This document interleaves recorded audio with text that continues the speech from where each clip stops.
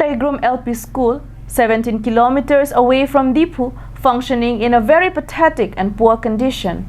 Headmaster of the school appeals the concerned authority to intervene and renovate the school building at the earliest.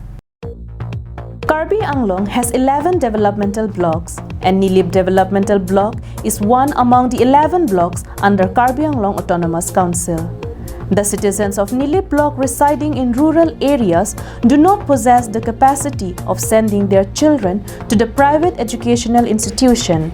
Therefore, they are compelled to enroll their children's name in the local government LP school to attain their primary education. Upper Deigrum LP School was established in the year 1948, and since then, the school had been continuously functioning till date. But due to lack of upgradation and maintenance of the school building, the roof of the school are filled with leakage and water starts to drip from the ceiling whenever rainfall occurs. The school doesn't have a kitchen for preparing midday meals, no school boundary, no telecommunication network facility available at the region. The school offers classes from 1 to 5, and as many as 18 students are currently studying in the school.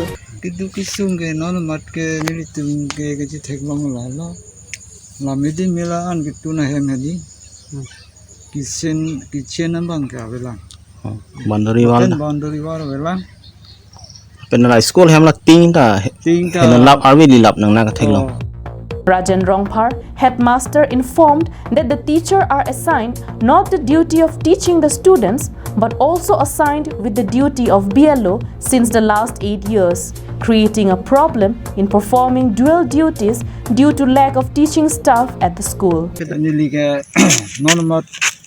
Single teacher hisab lo headmaster dan nililo lo pendielo kam dan nililo lasto pena prangke ebel utani klem tunang lang kasi da kecerap ason master angto idun thegi ma pasi sunigi.